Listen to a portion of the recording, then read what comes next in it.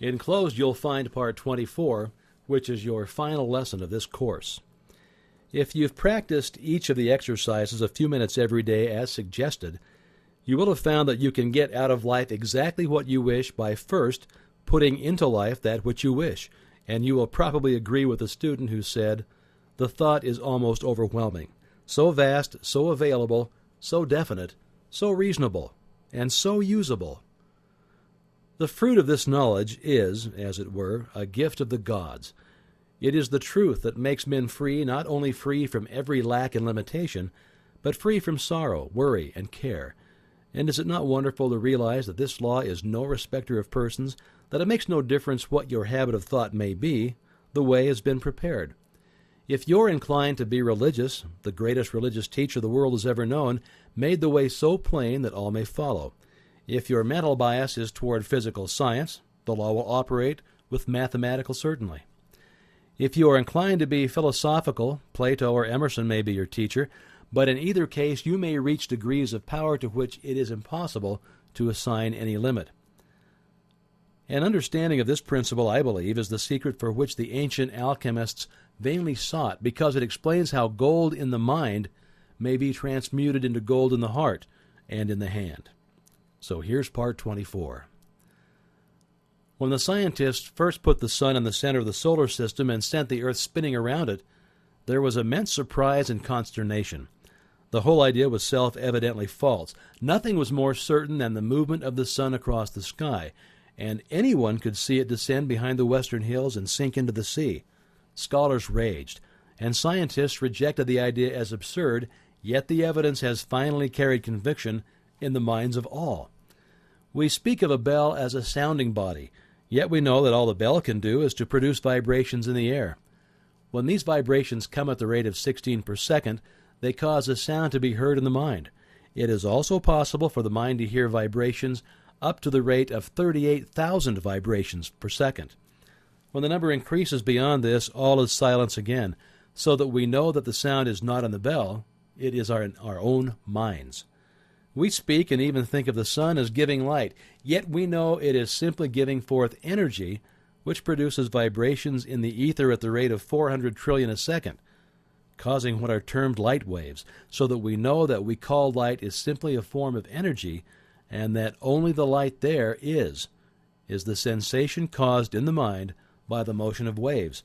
When the number increases, the light changes in color, each change in color being caused by shorter and more rapid vibrations, so that although we speak of the rose as being red and the grass as being green, or the sky as being blue, we know that the colors exist only in our minds and are the sensations experienced by us as the result of the vibrations of light waves. When the vibrations are reduced below 400 trillion a second, they no longer affect us as light, but we experience the sensation of heat. It's evident, therefore, that we cannot depend upon the evidence of the senses for our information concerning the realities of things. If we did, we should believe that the sun moved, that the world was flat instead of round, and that the stars were bits of light instead of vast suns. The whole range, then, of the theory and practice of any system of metaphysics consists in knowing the truth concerning yourself and the world in which you live, in knowing that in order to express harmony, you must think harmony. In order to express health, you must think health. And in order to express abundance, you must think abundance. To do this, you must reverse the evidence of the senses. When you come to know that every form of disease, sickness, lack, and limitation are simply the result of wrong thinking, you will have come to know the truth which shall make you free. You will see how mountains may be removed. If these mountains consist only of doubt, fear, distrust, or other forms of discouragement, they are nonetheless real, and they need not only to be removed, but to be cast out into the sea. Your real work consists in convincing yourself of the truth of these statements. When you have succeeded in doing this, you will have no difficulty in thinking the truth, and as has been shown, the truth contains a vital principle and will manifest itself. Those who heal diseases by mental methods have come to know this truth. They demonstrate it in their lives and in the lives of others daily. They know that life, health, and abundance are omnipresent, filling all space, and they know that those who allow disease or lack of any kind to manifest have as yet not come into an understanding of this great law. As all conditions are thought creations and therefore entirely mental, Disease and lack are simply mental conditions in which the person fails to perceive the truth. As soon as the error is removed, that condition is removed. The method for removing this error is to go into the silence and know the truth. As all mind is one mind, you can do this for yourself or anyone else. If you've learned to form mental images of the conditions desired, this will be the easiest and quickest way to secure results. If not, results can be accomplished by argument, by the process of convincing yourself absolutely of the truth of your statement. Remember, and this is one of the most difficult as well as most wonderful statements to grasp, remember that no matter what the difficulty is, no matter where it is, no matter who is affected, you have no patient but yourself. You have nothing to do but to convince yourself of the truth which you desire to see manifested. This is an exact scientific statement in accordance with every system of metaphysics in existence, and no permanent results are ever secured in any other way. Every form of concentration, forming mental images, argument, and autosuggestion are all simply methods by which you are enabled to realize the truth. If you desire to help someone to destroy some form of lack, limitation, or error, the correct method is not to think of the person whom you wish to help. The intention to help them is entirely sufficient, as this puts you in mental touch with the person. Then drive out of your own mind any belief of lack, limitation, disease, danger, difficulty, or whatever the trouble might be. As soon as you have succeeded in doing this, the result will have been accomplished and the person will be free.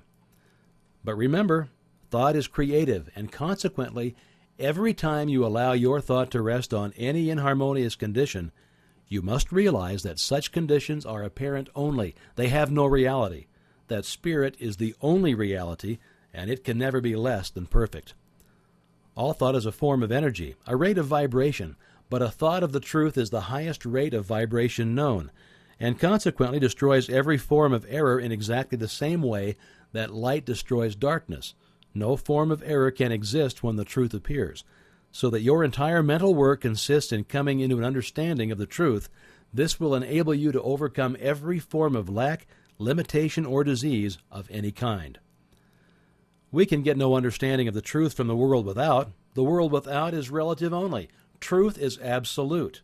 We must therefore find it in the world within. To train the mind to see truth only is to express true conditions only. Our ability to do this will be an indication as to the progress that we're making. The absolute truth is that the I is perfect and complete. The real I is spiritual and can therefore never be less than perfect.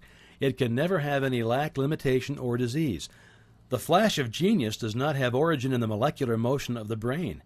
It is inspired by the ego, the spiritual I, which is one with the universal mind. And it is our ability to recognize this unity which is the cause of all inspiration and all genius. These results are far-reaching and have effect upon generations yet to come. They are the pillars of fire which mark the path that millions follow. Truth is not the result of logical training or of experimentation or even of observation. It is the product of a developed consciousness. Truth within a Caesar manifests in a Caesar's deportment, in his life and his actions, his influence upon social forms and progress. Your life and your actions and your influence in the world will depend upon the degree of truth which you are enabled to perceive, for truth will not manifest in creeds, but in conduct. Truth manifests in character, and the character of a man should be the interpretation of his religion, or what to him is truth, and this will in turn be evidenced in the character of his possession. If a man complains of the drift of his fortune, he is just as unjust to himself as if he should deny rational truth, though it stand patent and irrefutable.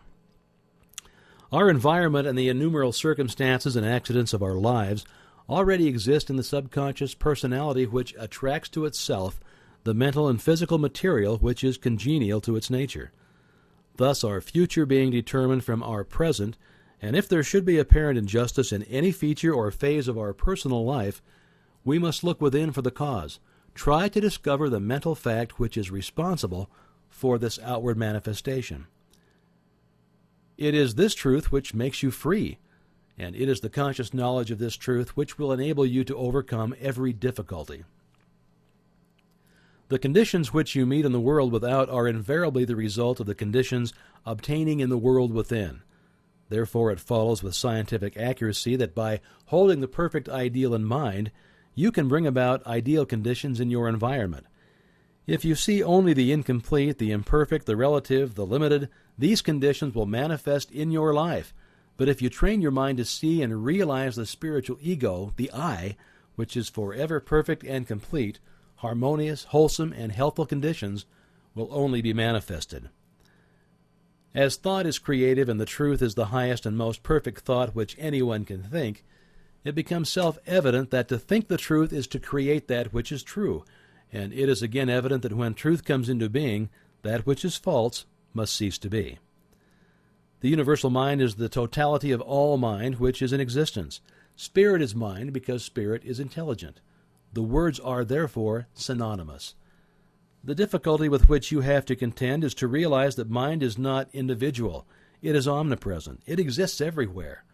In other words, there is no place where it is not. It is therefore universal. Men have heretofore generally used the word God to indicate this universal creative principle. But the word God does not convey the right meaning. Most people understand this word to mean something outside of themselves, while exactly the contrary is the fact. It is our very life. Without it, we would be dead. We would cease to exist.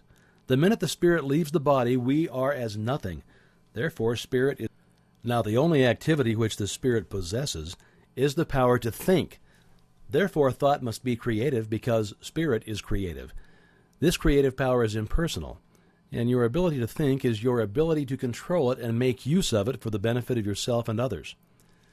When the truth of this statement is realized, understood, and appreciated, you will have come into possession of the master key. But remember that only those who are wise enough to understand, broad enough to weigh the evidence, firm enough to follow their own judgment, and strong enough to make the sacrifice exacted may enter and partake.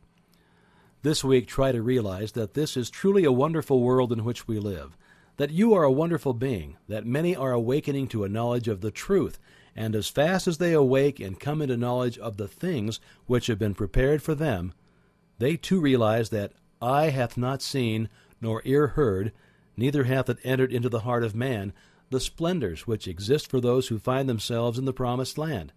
They have crossed the river of judgment, and have arrived at the point of discrimination between the true and the false, and have found that all they ever willed or dreamed was but a faint concept of the dazzling reality. Remember these words by S. Smiles.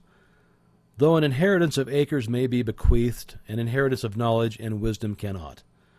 The wealthy man may pay others for doing his work for him, but it is impossible to get his thinking done for him by another, or to purchase any kind of self-culture.